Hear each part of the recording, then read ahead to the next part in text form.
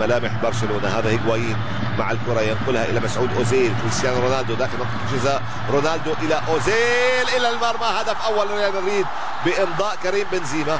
كريم بنزيما في الدقيقة 19 يفتح باب التسجيل ويسجل الهدف التاسع له شخصيا. اللاعب رقم 9 روبرتو فرنانديز يطالب بوجود تسلل، لكن حكم المباراة ومساعده بالومار لا يعترفان بذلك، وبنزيما يضع اسمه على قائمة الأهداف في الدقيقة 19 في اللقاء الأول في 36 عام بين الناديين.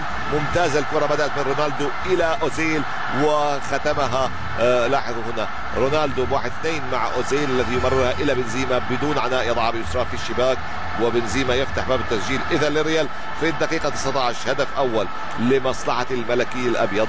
الميرينجوس يتقدمون، البيت الأبيض يحتفل بالهدف الأول. فريق غرناطة مارتينيز على الارض والحكم يعطي الافضليه لاوتشي النيجيري داخل منطقه الجزاء. اوتشي يرفع الكره راسيه خطيره، هدف اول لغرناطه. فرحه كبيره لغرناطه والجماهير القادمه من جنوب اسبانيا تحتفي بهذا الهدف الذي احرزه ميكيل ريكو مورينو. الهدف الاول لغرناطه في الدقيقه 22، دقيقتان ونصف بعد هدف بنزيما. ينجح ريكو رقم 14 في تحقيق التعادل وهدف مقابل هدف، ويبدو ان غرناطه محظوظ في التسجيل مع ريال مدريد، لانه كما قلت منذ 36 سنه سجل في مرمى هدف في غرناطه وهدف في مدريد. خسر في غرناطه ب2 لواحد وخسر في مدريد ب4 لواحد. الان يتعادل غرناطه. كره اوتشي رفعها وتابعها براسه، وبالتالي الحكم منح الافضليه الحكم مونوز فرنانديز، وكان ناجحا في الهدف في مرمى ريال مدريد. ونجوم الهجوم في الريال ما زالوا يبحثون عن الهدف الثاني لكسر هذا التعادل، وهذه راسيه في المرمى بالفعل. سيرخيو راموس الثالثة ثابتة، حاول هو وحاول فاران، ولكن المدافع ذو الشعر الطويل الدولي الإسباني سيرخيو راموس ينجح في إحراز هدفه الثاني في الليغا الإسبانية هذا الموسم، ويسجل الهدف الثاني للريال في هذه الآونة بكرة رأسية في الدقيقة 34.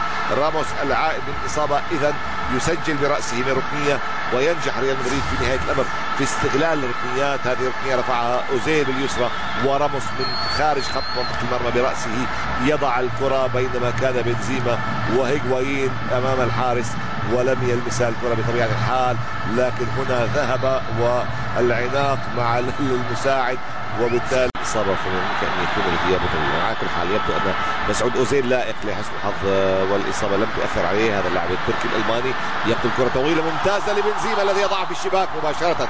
هدف رابع لريال مدريد، وبنزيما يضع النقطة في نهاية السطر ويحرز الهدف الشخصي الثاني له والرابع للريال، وبالتالي القوة الهجومية للريال تضرب بلا رحمة اليوم على فريق غرناطة الذي صمد في الشوط الأول، لكن دائما ريال مدريد في الشوط الثاني أحسن بعد ملاحظات ومحاضرات ودفتر المذكرات يعني النقاط التي يذكرها مورينيو للاعبين. يتحسن الريال في الشوط الثاني. هنا يأخذ الكرة يراوغ بهدوء امام جيرمو البرازيلي ويلعب كرة ارضية زاحفة عن يمين حارس روبرتو فرنانديز، وينجح بنزيما في اضافة الهدف الرابع للريال. ترتفع النتيجة الى ذات النتيجة لريال مدريد على غرناطة منذ 36 سنة.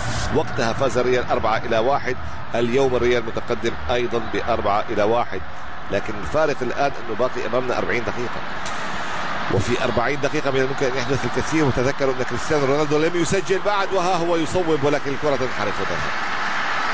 تنحرف وتذهب إلى 89 من عمر المباراة. في الشوط الأول السيد مونيوز فرنانديز حكم المباراة صفر على 45، ما أعطى أي لحظة وقت للضائع.